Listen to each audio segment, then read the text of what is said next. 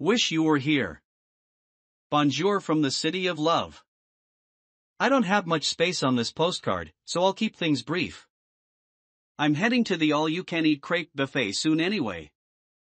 My new lover, Jacques, doesn't mind a woman with a few extra curves. More cushion for the pushin', you know? Oh, you should see him. Jacques is quite the looker, a total zaddy. Like George Clooney without the drug problem. I'm talking high cheekbones and a strong jawline. An accent that can turn cheddar into Gouda. Washboard abs you could do 2.5 loads of laundry on. I'm pretty sure the Paris Match magazine even called his body the 8th natural wonder of the world. And he's so creative with whipped cream. Anyway, I just wanted to say that I hope you're happy with your new girlfriend. Oh yes, I've seen the Instagram posts, the videos of the two of you doing the electric slide on rollerblades, the pictures of you donating plasma together. I saw the change in your relationship status on Facebook. I wasn't stalking you or anything, someone sent me the links the other day. I think it was when Jacques was taking me to the Eiffel Tower. He's thoughtful like that.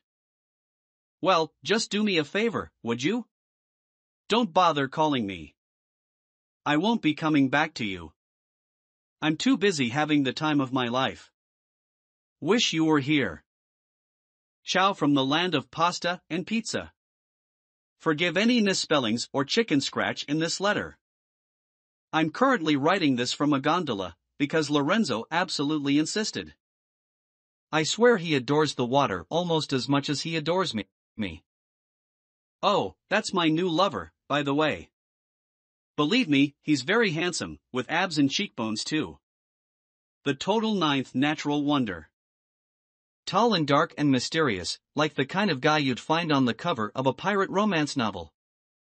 Or like George Clooney with the drug problem. Don't worry, back in Paris I let Jacques down easy. Gave him the old "it's not you, it's me" line. Remember that one? I'm sure you do. Irregardless, Jacques is so last month, and when in Rome, right? We visited the big art museum here yesterday, the Academia Gallery. Lorenzo and I trekked past marble sculptures and oil paintings and a weird urinal structure that I'm pretty sure is only there as an emergency toilet and isn't actually art at all.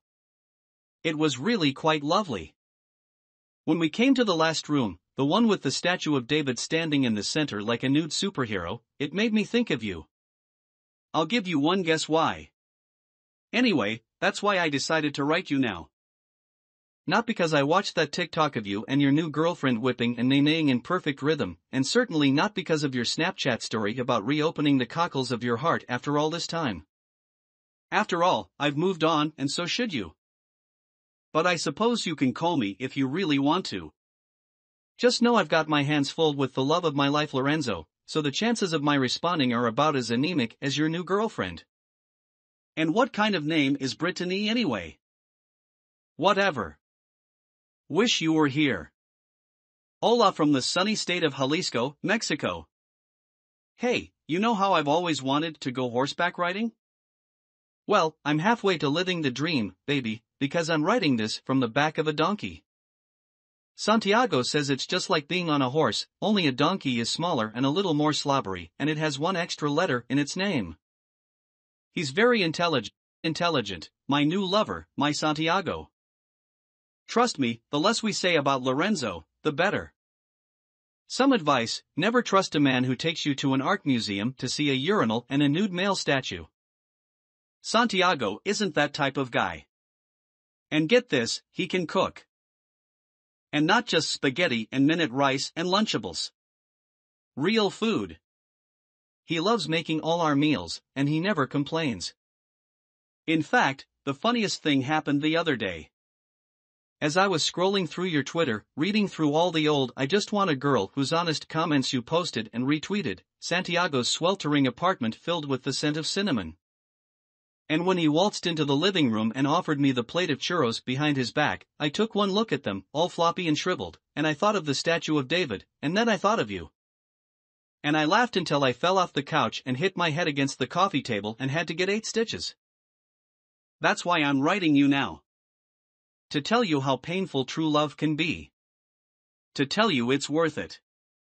No other reason. How's that for a girl who's honest?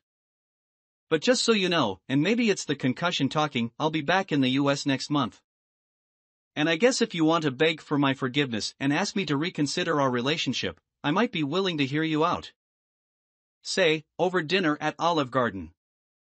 In the meantime, Santiago and I have some burros to ride and some churros to eat. Wish you were here. Hey, from the Starbucks down the street from our home. Your home. Brittany's and your home.